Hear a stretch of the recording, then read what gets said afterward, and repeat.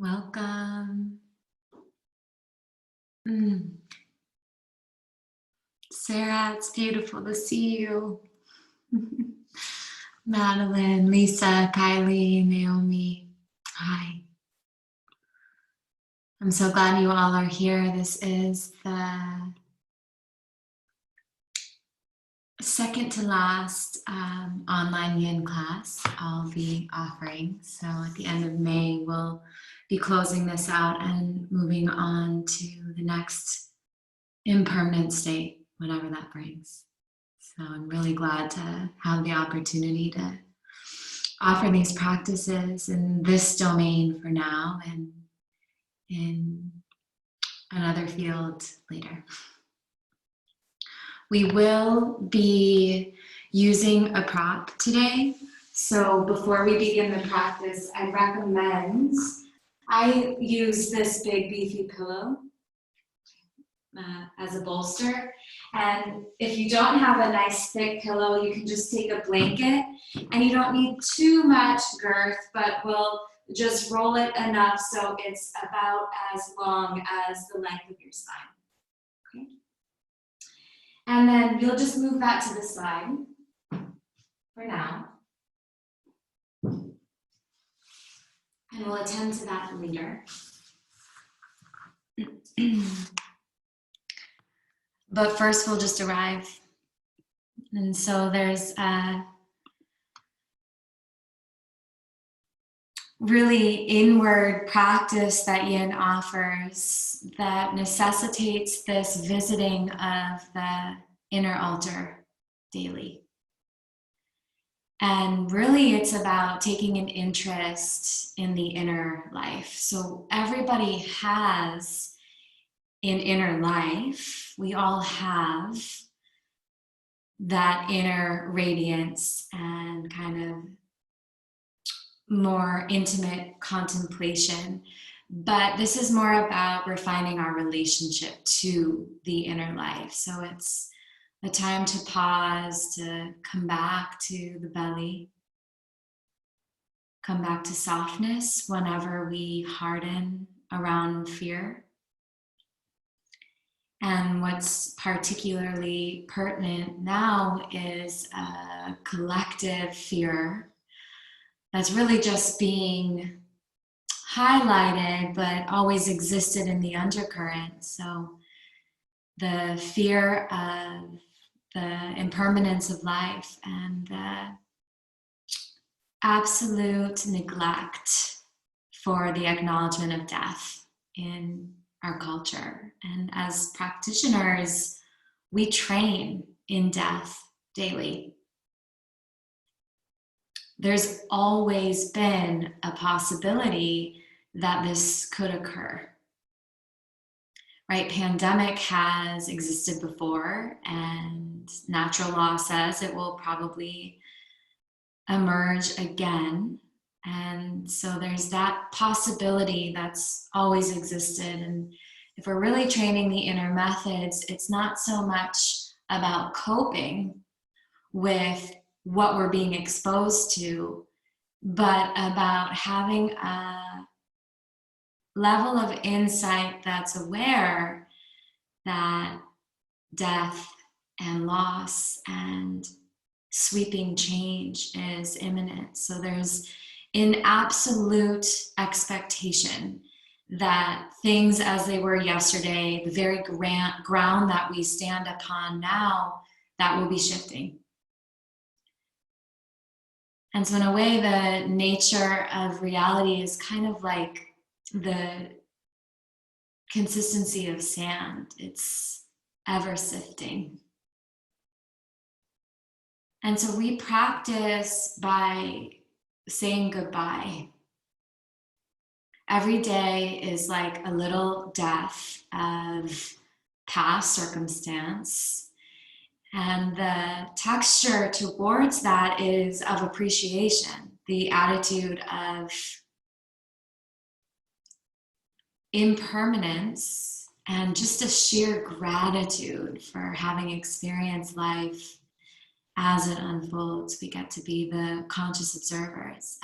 So we break down daily the walls of the heart. Yeah, and that's what this practice will be dedicated to today, is heart and lung channels. So I'll ask you to come in now onto the spine in Supta Baddha Konasana.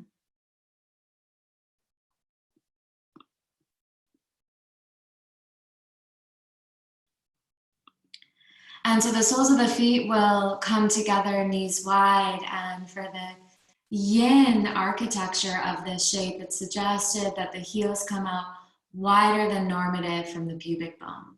So you can drag the heels farther away from pelvis towards the front edge of the mat, if that feels healthy on the expectation of external rotation in the thigh bones.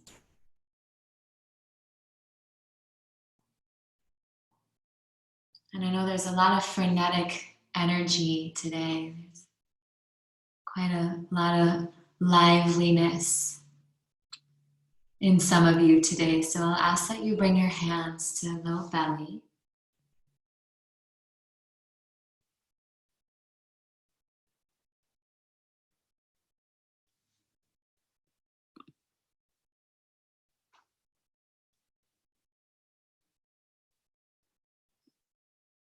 So that you're arriving and centering in Hara.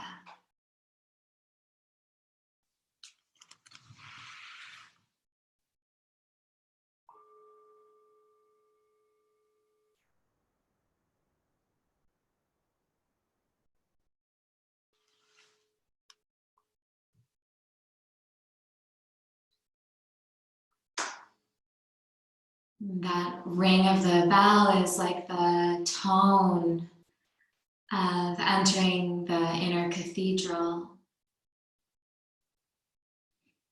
So you set your outer life, contextuals of daily living aside for now.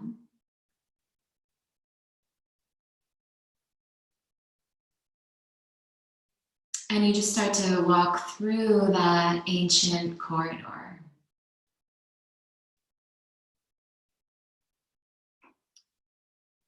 Where we find an internal safety.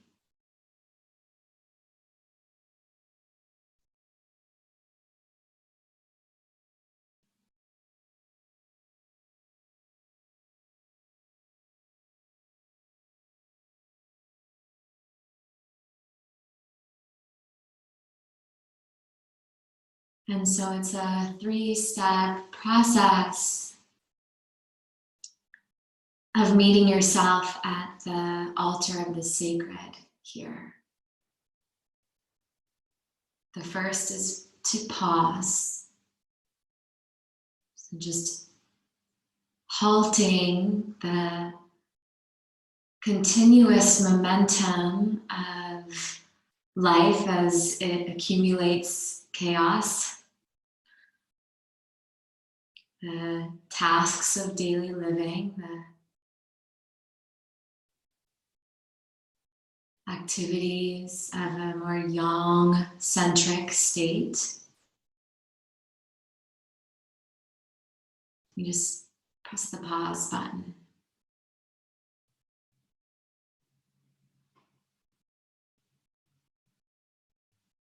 Leave it behind and know that you can pick it back up with greater capacity after you've practiced.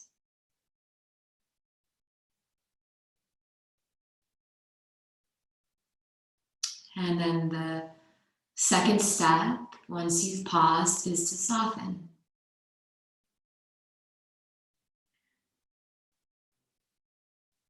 So the hardness of fear that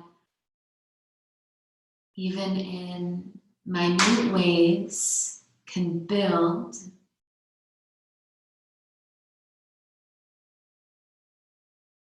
The tension of distasteful emotions,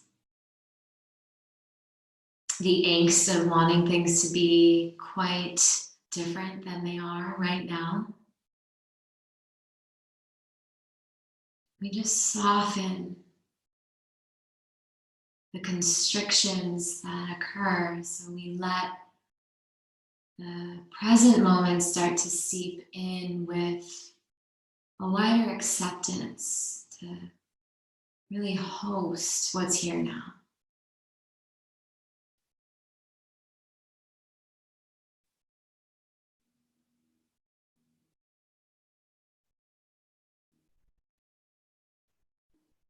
Softening.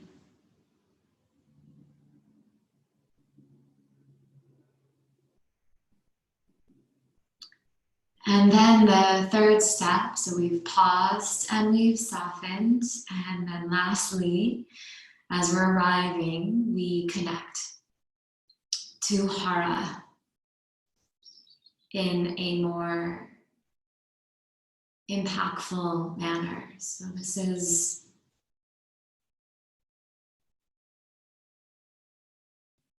really recognizing Hara as your center of safety.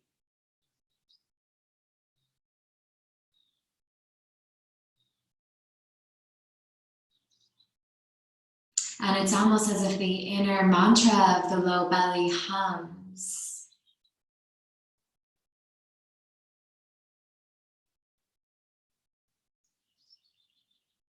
And it's messaging, I can be safe here. If even just for a few breaths.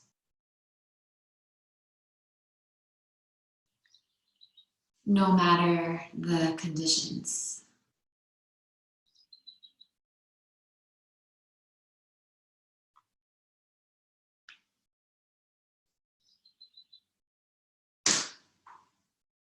So let's just draw the hands along the outer thighs and press the inner knees to touch, soles of the feet on the ground.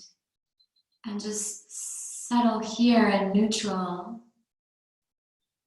to let the flood of chi infuse through that subtle quality of the tissue's inner leg line.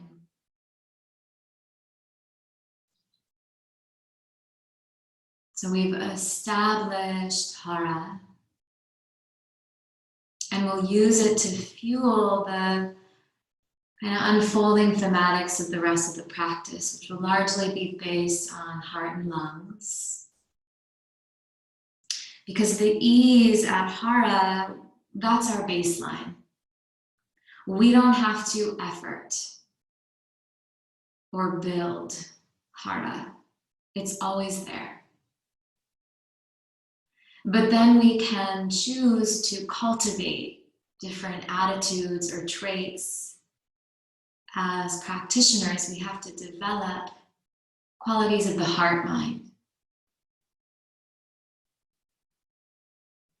So it's very much about being careful, as in full of care for ourselves and for one another. We'll widen the mandala now to kind of incorporate this practice for the benefit of others.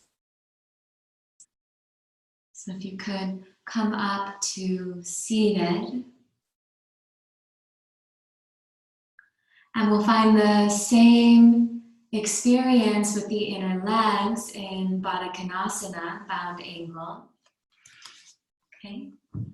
But this time we'll find forward flexion as well and round through the spine as we fold.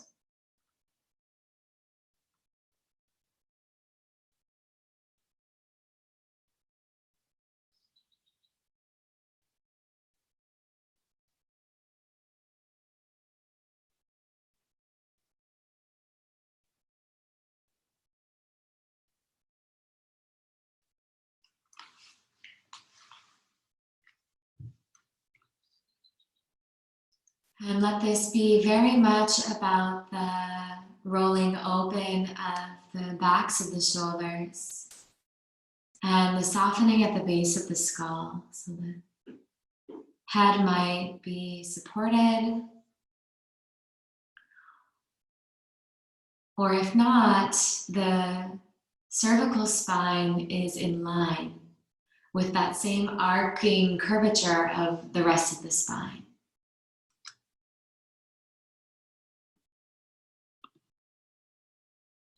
Beautiful. And we'll begin as we always do, whether it be yin, yang, or otherwise, by cultivating the breath body.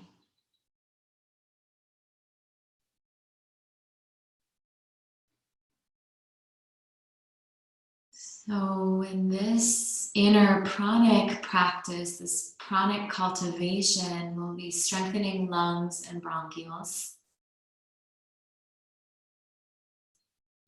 And it's a deep, slow rhythm of respiration as you draw infinity signs from center of the heart to the left lung. That will be the inhale as that arc of the infinity sign loops up and back to the heart on the in-breath. And on the exhale, as you empty the infinity sign, the second half of the infinity sign you draw along the right lung. So it's like it loops along the top of the rib cage and then all the way up to the collarbone, back to the breastbone, where it kind of repins into heart center before you follow the next round of breath, inhaling an infinity sign down the left rib and up the left collarbone, just circling through that long, deep, slow in breath, and the exhale, just the opposite, right lung.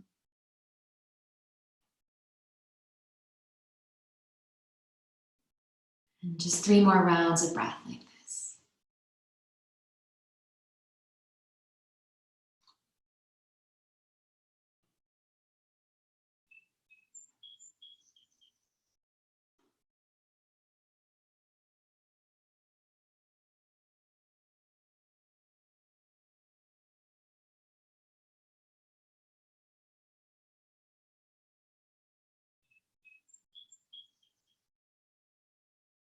And this is an inner pranic practice for heart and lungs. So you can release that breath, but stay in the pose. And just letting the upper sky vital organs receive the benefit of an intentional breathing body. Healthy lung qi is very much about courage. So one side of the coin is grief and that suffering of loss, the fear of death, the unknown, but also the courage to let life in, let loss in, the vulnerabilities. So for the last minute and a half here, I'll offer up an inquiry as you continue to galvanize your chi force into the heart and the lungs. What parts of me feel afraid or alone right now?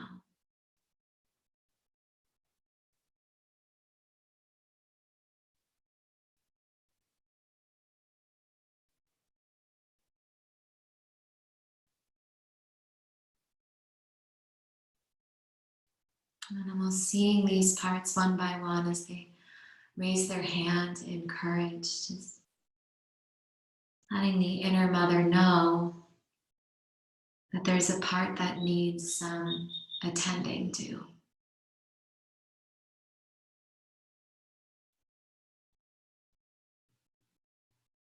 Seeing each of those parts in their brilliance and in their vulnerability.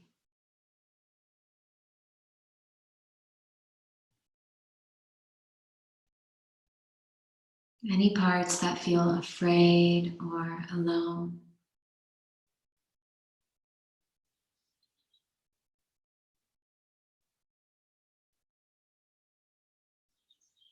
Just caring for that inner psychological pain, the skillful attendance.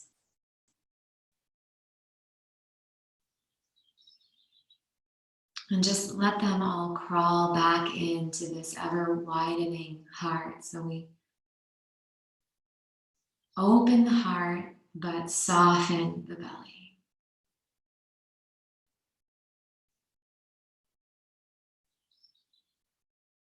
Because the first beat of practice should be attending to our own inner turmoil. And also our own access to deep pockets of bliss, so that we can move through the practice to hold others. That's Bodhisattva, awakened heart.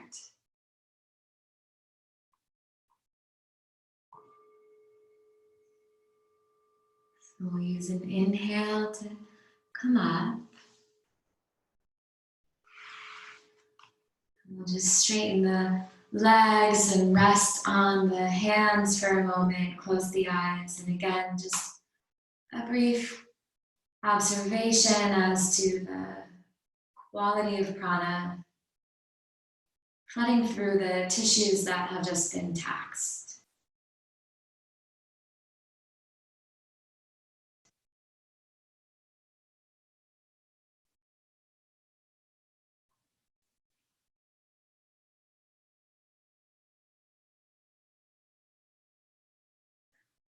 So knowing that we can't be just as we are forever, we can't quarantine forever. So these are now practices for integration, how to best meet others as a new walk of life emerges for each of us. So let's fold our legs behind us, and we'll come onto the belly into Sphinx.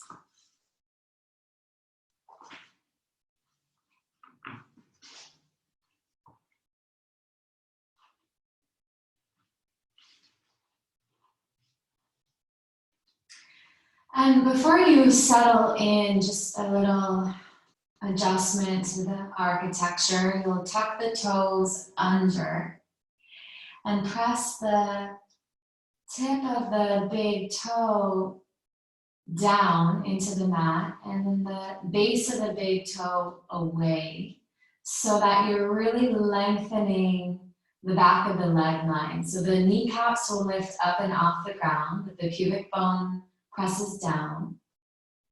And the heels press strongly away, the base of big toe as well.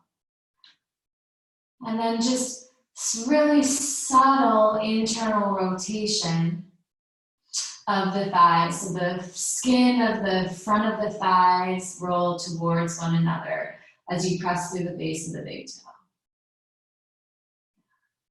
You'll feel a deeper compression in the lumbar sacrum. And then the knees and the tops of the feet find the ground as the pelvis settles in. And you can close the eyes as you travel with the inner gaze down that royal road from the third eye back to the heart.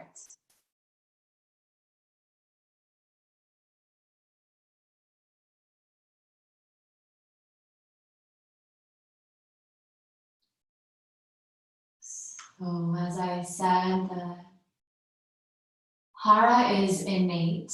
It needs no maintenance. But the heart, the qualities of the heart have to be cultivated. We have to consciously choose to regularly return to attitudes, behaviors, and traits that we want to embody.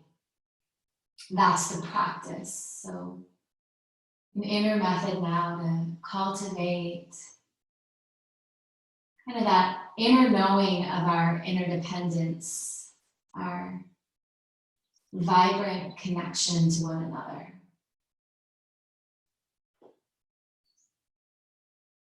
So placing yourself in the center of heart, I want you to envision a mandala where all of your teachers are circling around you, gathered in a mandala around you in the very center. All of the guides that you've encountered on your path. Just placing them in a circle around you. Seeing them each one by one.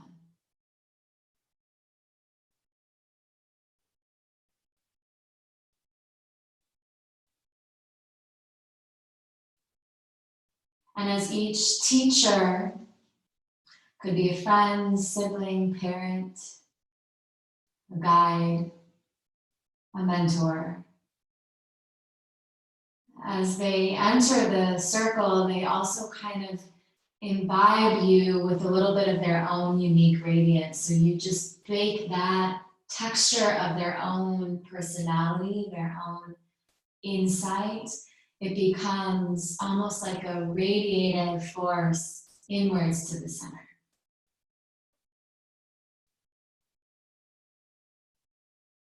Soaking the heart space with each of their teachings, their own insights and experience.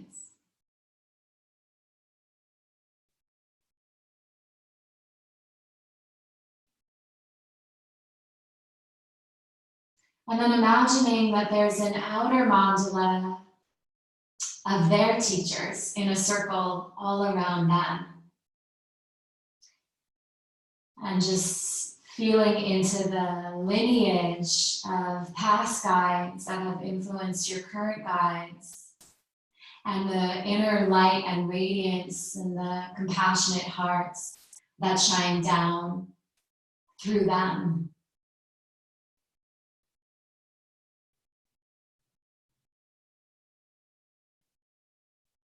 So now an extra kind of cellular layer, like an orbital field of you and your teachers and their teachers.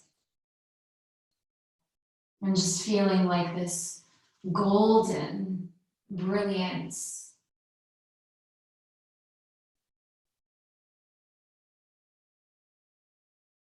The lineages which nourish all streams of your life now. Contributing to your own unique awakening. And just breathing gratitude for 3 deep rhythms of breath.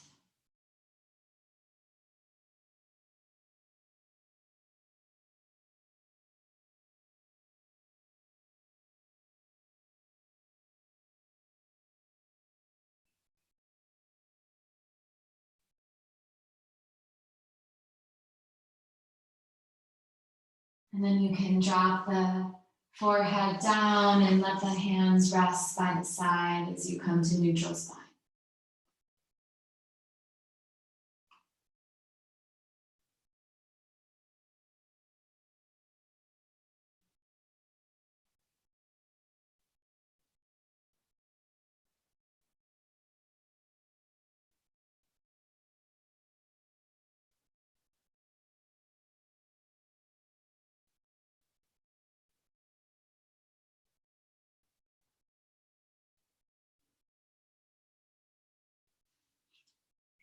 And if you're on one cheek, you can flip the gaze to even out the spine.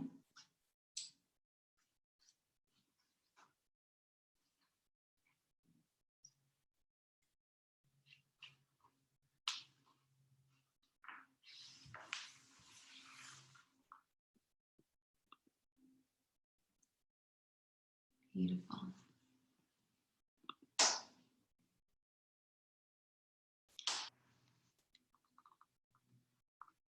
And then we'll come up to seated. So having moved from forward flexion into extension, we'll also integrate in the other ranges of motion with spine. So lateral bends, side bends, and twists. So now would be the time to get your prop.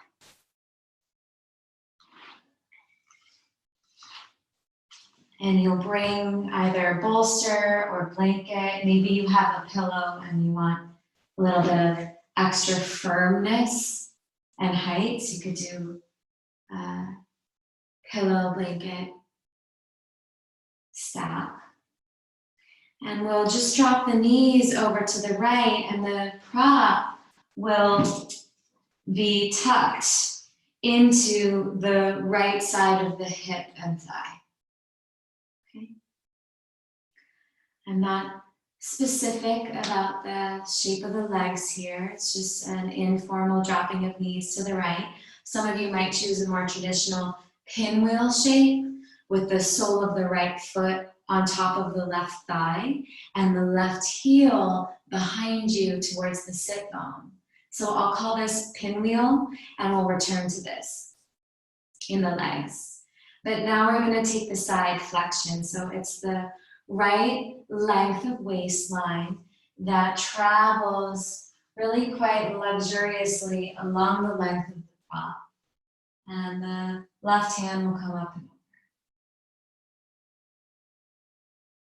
So the hips are on the ground, but the waistline lifts to meet the rise of the prop beneath it.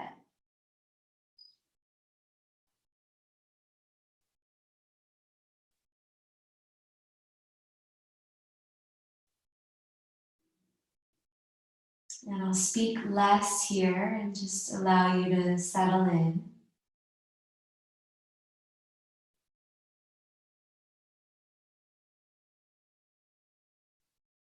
I'll let you know when it's time to come out. The only cue I'll suggest is to cultivate the breathing body here through deep breath in the left lung. So breathing in all three dimensions of the left lung, the front, the expansion of the sides of the ribs, and the back body.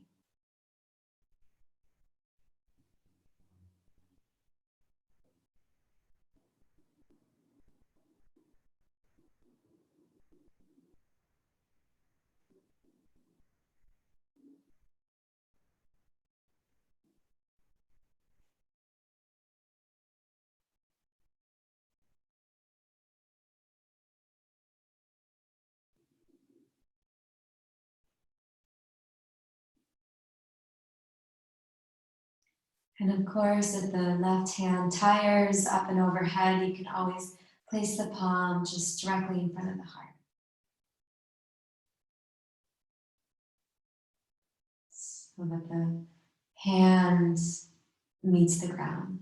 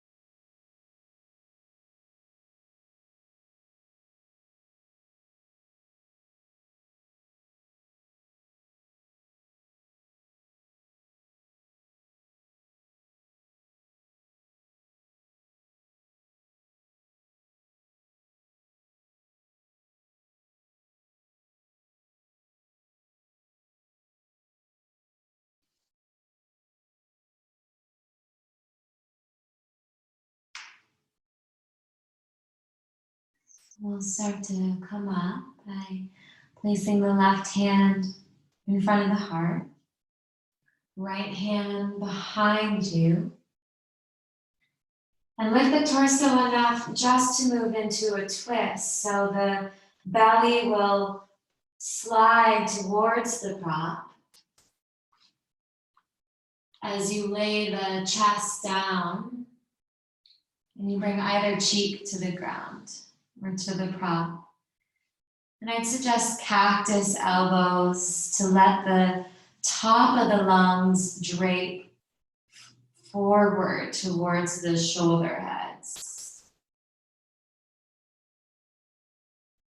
And the sides of the ribs, the top ribs, to widen.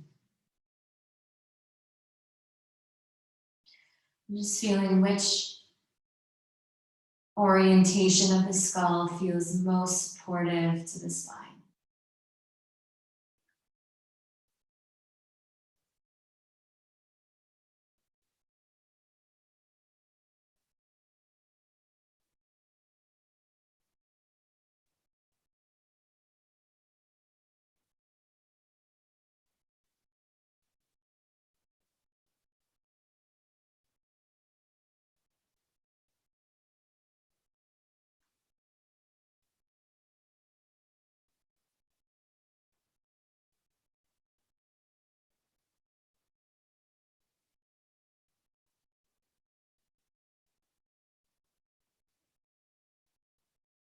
Just resting here, almost as if you were laying at that inner pool of wisdom that the mandala of all of your teachers and their teachers have all also drunk from.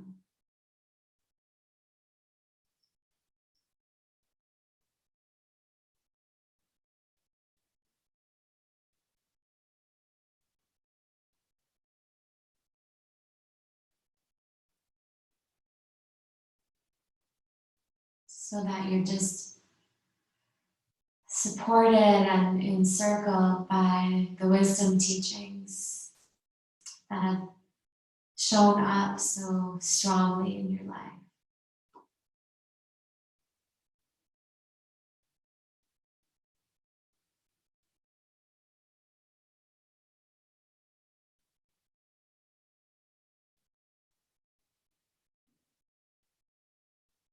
And it becomes boundless. So when we connect to the teachings, we also connect to a greater purpose for the practice, not just for our own well-being, but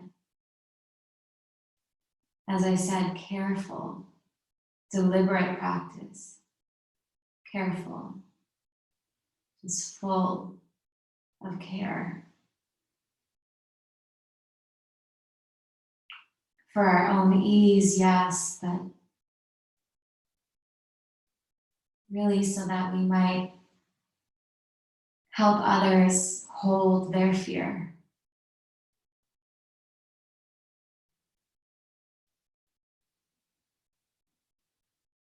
When they recoil from death and loss, the teachings from these inner waters can really quench the thirst of so many. We heard a quote in a podcast today that there are infinite ways to care for others.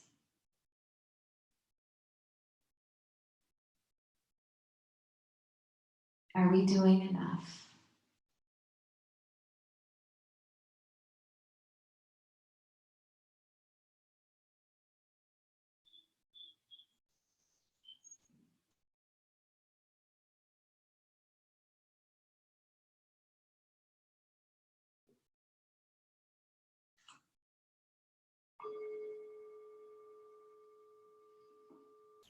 So it's a gentle transition. We come out the Same way we came in, through the side bend first, just a nice deep, slow inhalation from the pelvic floor, from the roots, from the mula, all the way up through the palms of the hands. And then you can exhale and come on up. And if you're familiar with the sequence, so we'll be taking lateral bend to twist on the other side. You don't need to look at me. You're welcome to just turn around to face the other way. And we'll come into lateral flexion. I'm just going to move my prop to the other side so I can keep watching all of you. The knees fall to the left. That pinwheel shape perhaps. And then we'll drape ourselves long.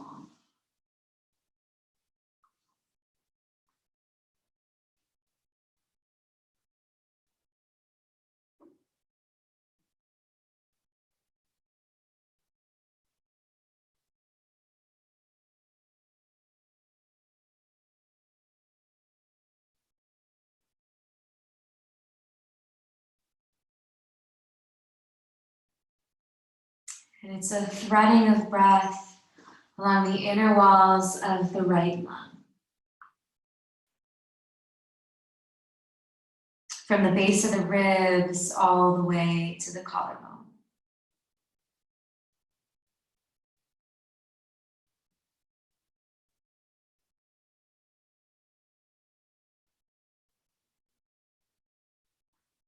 And the lungs are about moving through grief.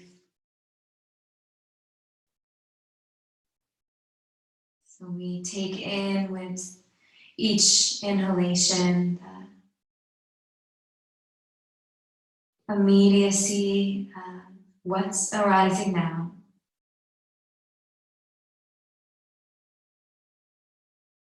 And then we release it completely on the exhale, knowing this itself is a practice in complete surrender, which is to say a little death. Each exhale, we say goodbye. And we train in this, in letting go and taking in something new.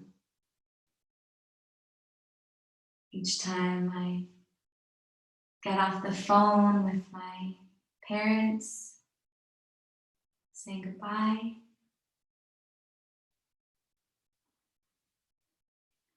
Each time I go to bed,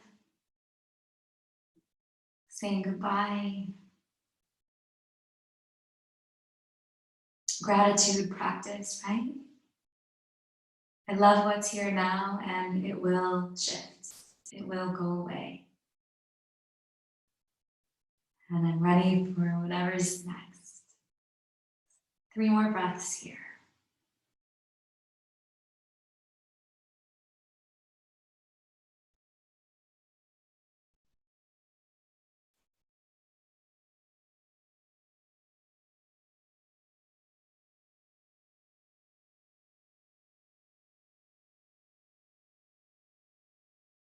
Like you're clearing any debris, any gunk from the right lung.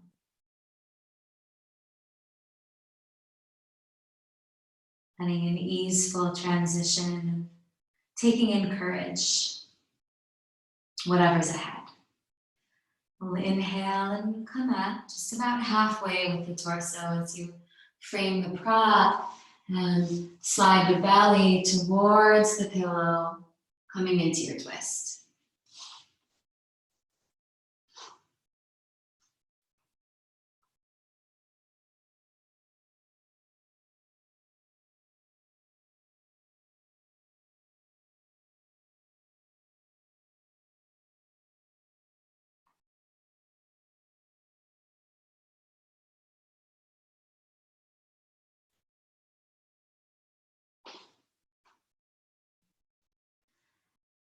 And from the original contemplation today, whatever sorrow whatever fear or feelings of loneliness that you've carried with you,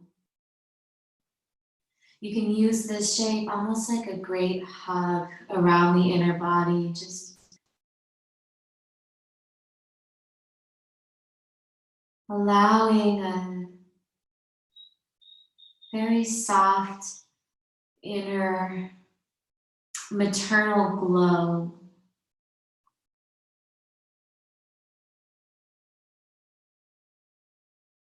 almost like dappled sunlight on those parts of yourself that need a little extra care, some deliberate attention.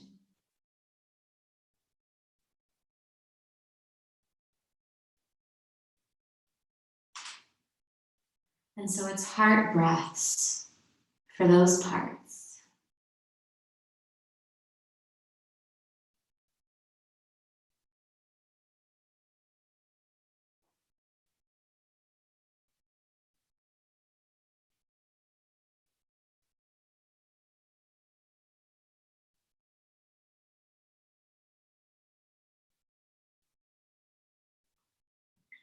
Because we use the formal container of our practice to really compassionately address the inner life, any inner psychological pain.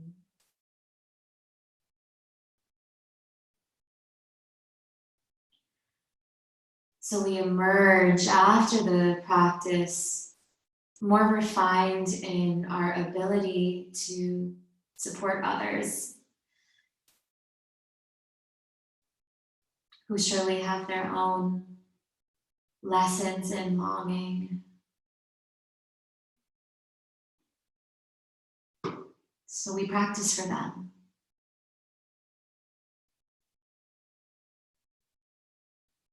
For all of the beings that don't have the privilege to be here now.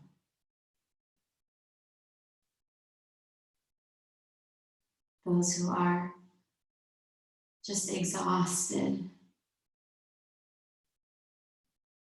from the stress of working on the front lines.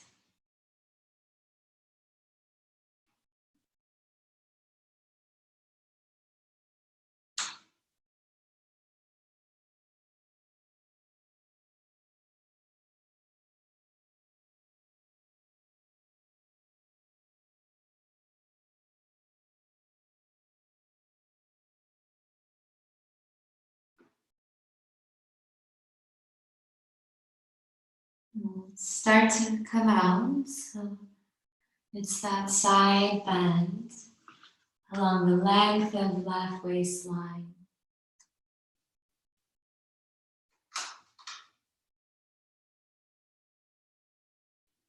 And then really easy just pivot of pelvis so that the knees bend towards the sky and the sacrum plugs into the prop for a supported back bend. You can come into Supta Baddha Konasana legs again, or legs may be long. And arms wherever you'd like them. So options range from all the way overhead to a T position so that the shoulders, elbows, and wrists are all in one line. Or maybe the fingers float down to the legs and the waistline.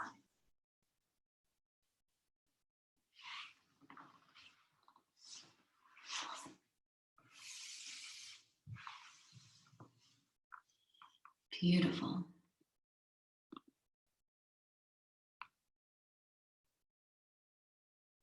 Mm-hmm.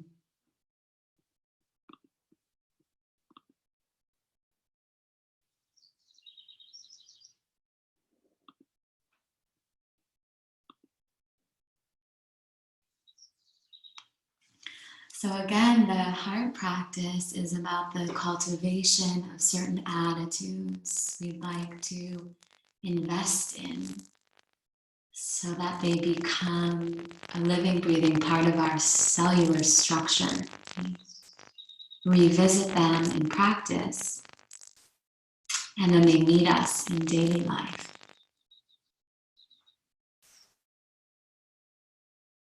I want you to place into the center of your heart just a recent memory of a recent time that you felt just truly generous and selfless. Just such joy to be of service to another.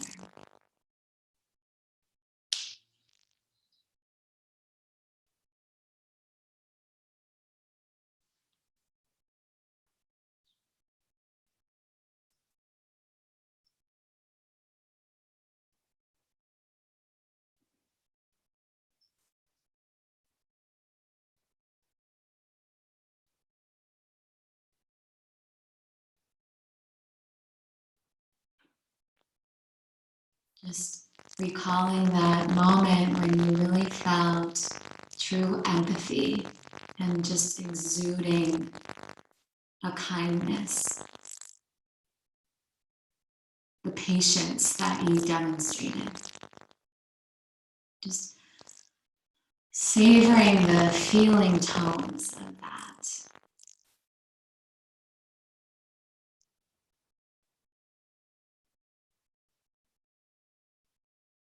And acknowledging that these attributes are components of your basic nature.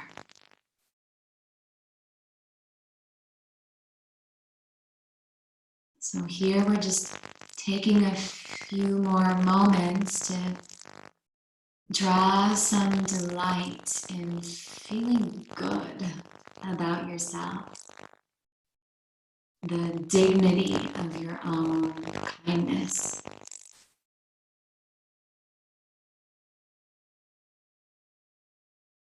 Your tender humanity.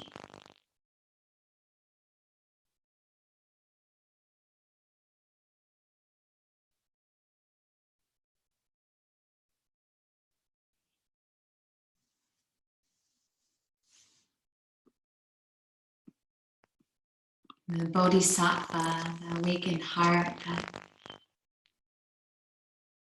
vow we take to be a source of healing for others. Always comes back every day to healing ourselves first. What do I need to change to bring more healing and balance in my life?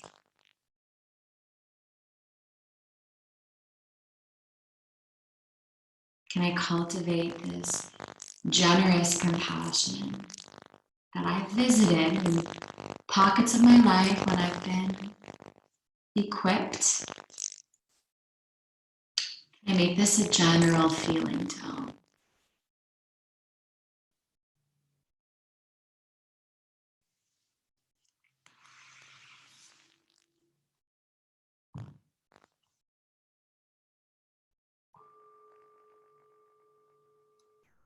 Have you come back to seated?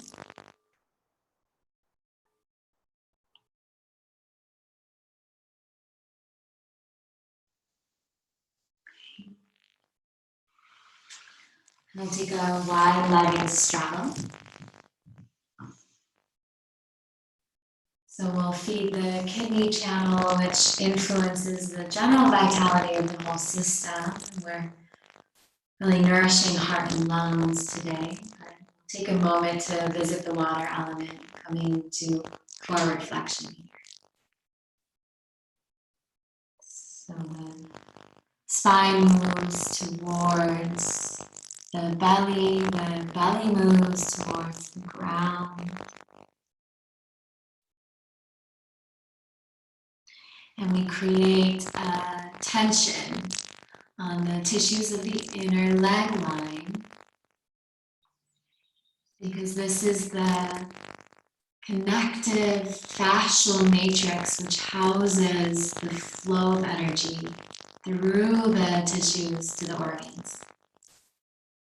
So any congesting here will lessen the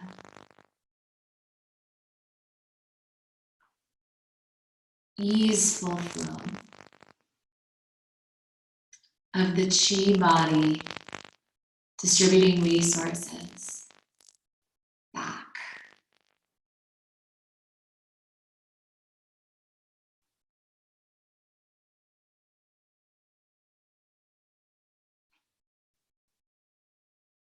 Elongated tension on the fascia will lengthen and lubricate those meridians which house the flow of prana back to kidneys.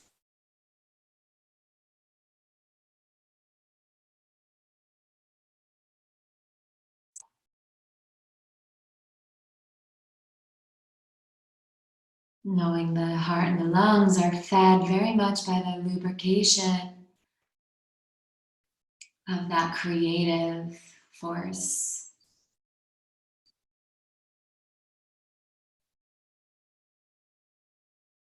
Fluidity, moisture in the system. Just one more minute here.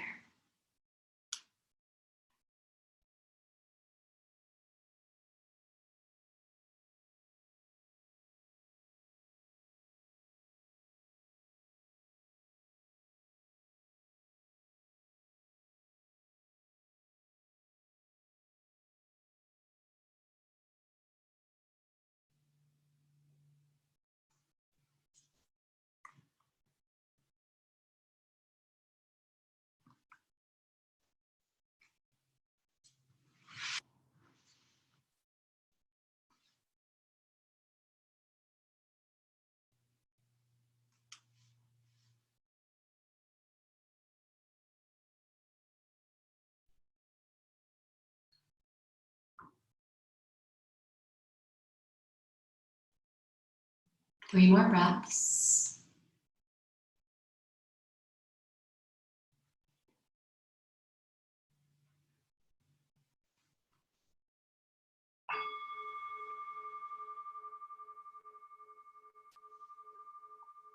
The inhale and the push of the palms will assist you in bringing the spine back up to neutral. And just take a moment again, flood of chi through inner leg line. This is when the tissues respond to the benefits of the preceding shape. So we just feel that inner life more illuminated.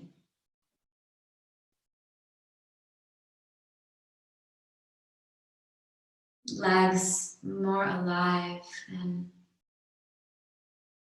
also now a remembrance of the connection of legs to Hara. So that we're integrating.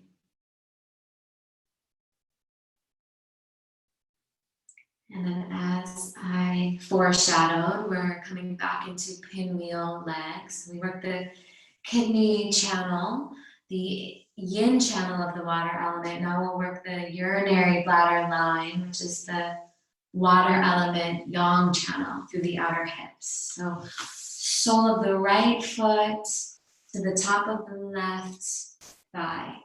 The legs are on the ground, yeah?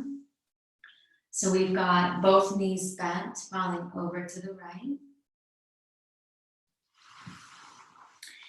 And this is deer pose. We'll twist over towards the right thigh. And almost like a pigeon stretch in the outer right hip, we'll just fold the torso over the right shin.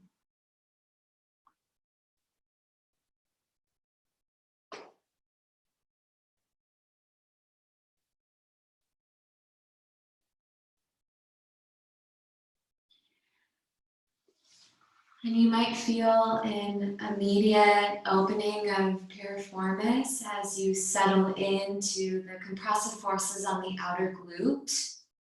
If you're looking for more, and you also want to integrate in the lung stretch for the right side, then you'll try some lateral flexion as well, walking the hands over towards the left. So the sternum bone glides in an arc away from the right hip. And you might find that deeper force of compression on the outer right hip and a lengthening stretch in the fascia through the right lung. But now also take care to weight the sit bones and possibly the hands to take any weight out of the knee.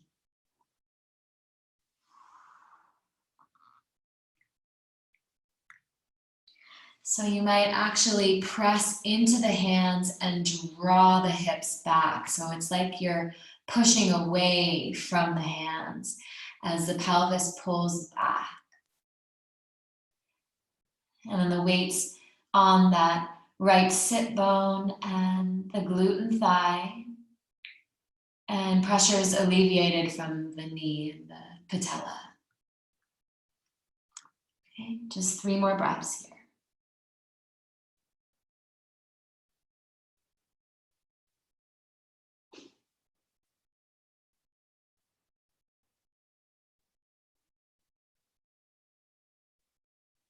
And we'll come up by tracing the fingertips back to right shin bone on the in breath.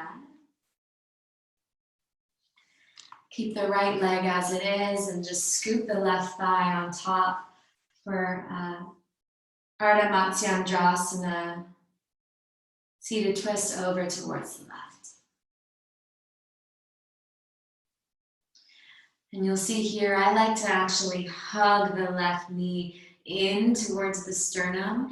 I get a nice stretch on the left outer hip, and it also helps to rotate through the thoracic spine more. So from the middle rib cage to the collarbones, spin open, draw the navel back, and then press the sitting bones down.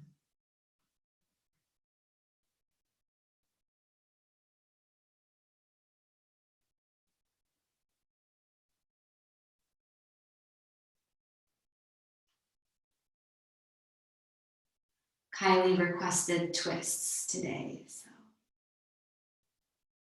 here's the second twist of the sequence.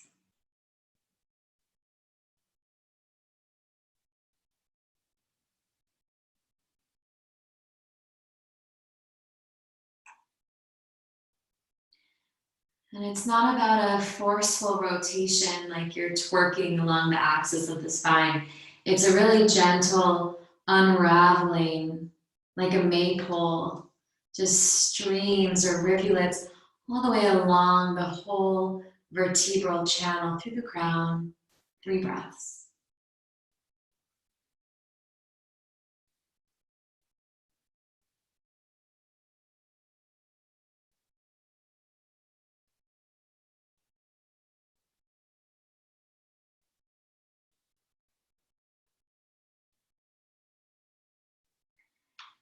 And it's to neutral on the in breath. Coming onto the hands and just switching out the legs. So we come into pinwheel as the knees drop to the left. And we spin the shoulder girdle over towards left thigh bone. Maybe even for some of you, sternum bone and left knee are in the same plane of trajectory as you fold forward over into your deer pose.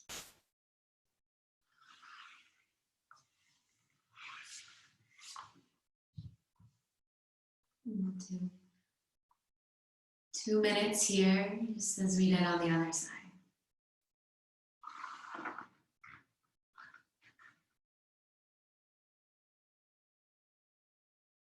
So some of you looking for that lung stretch on the left side, you'll now walk the body, the upper body over towards the right knee.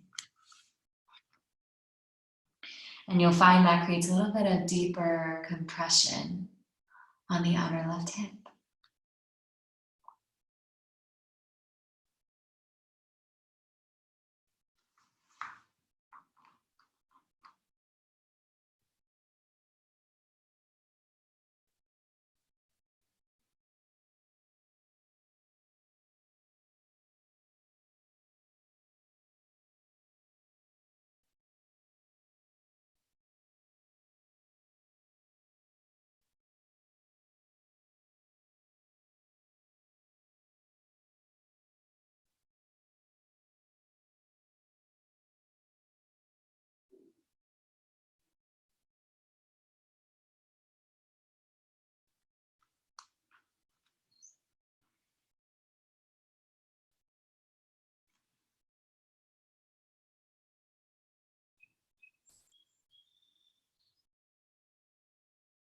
It's like you're draping over and across the heart space.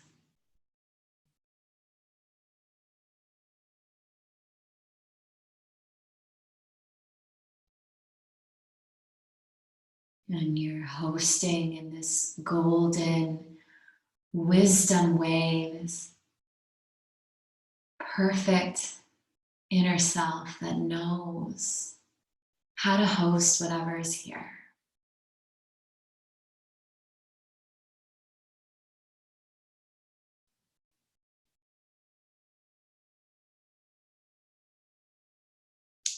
It's like the lotus in the heart, right? That's what Om Mani Padme Hum means, is finding the inner blossom in the heart that allows compassion to bloom. Have you found your lotus?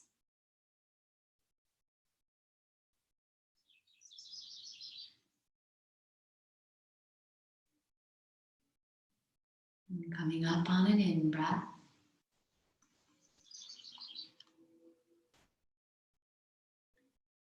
Sitting back on the hands on the out-breath. And across the right thigh bone for the seated twist to the other side.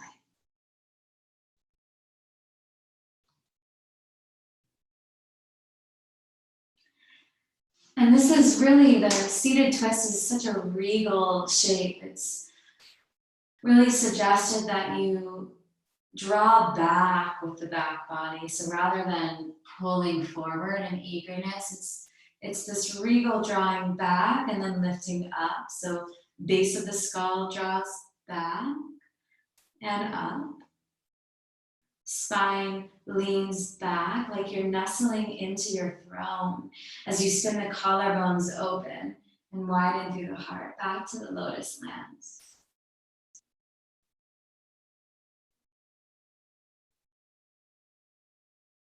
Have you found your lotus?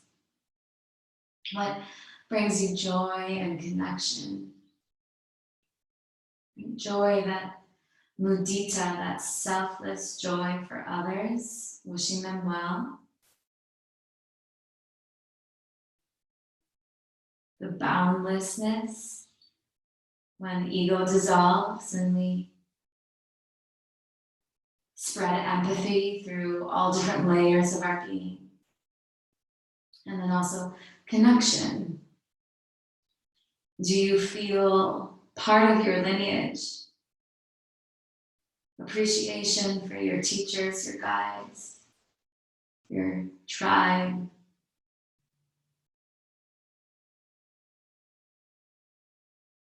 Even if we're sheltering alone, there's such an obvious interdependence.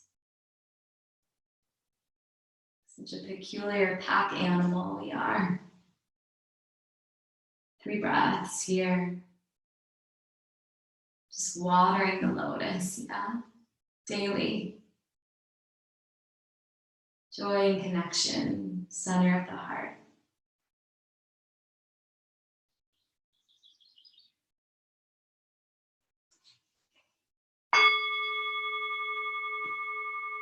That's that. Come back to center. Unthread the legs, bring them long.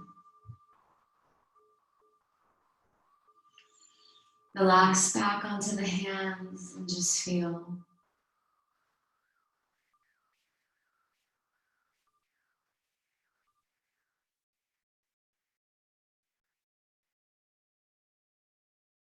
And then releasing all tension from all the tissues, lengthening all the limbs in Shavasana.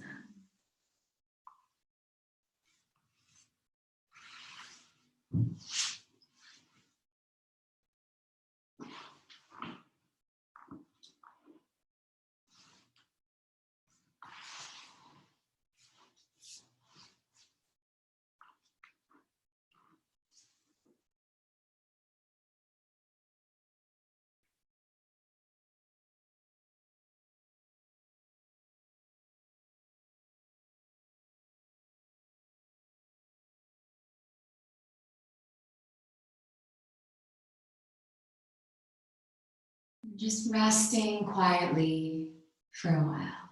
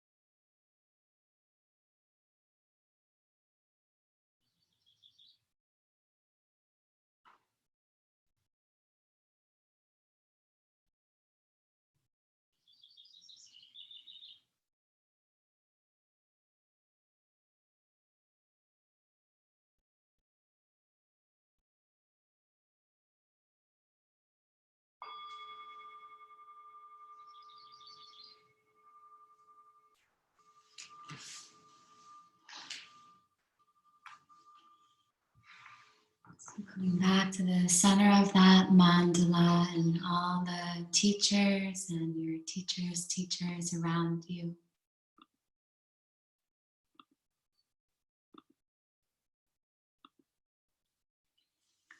And for today, I'll leave you here in Shavasana.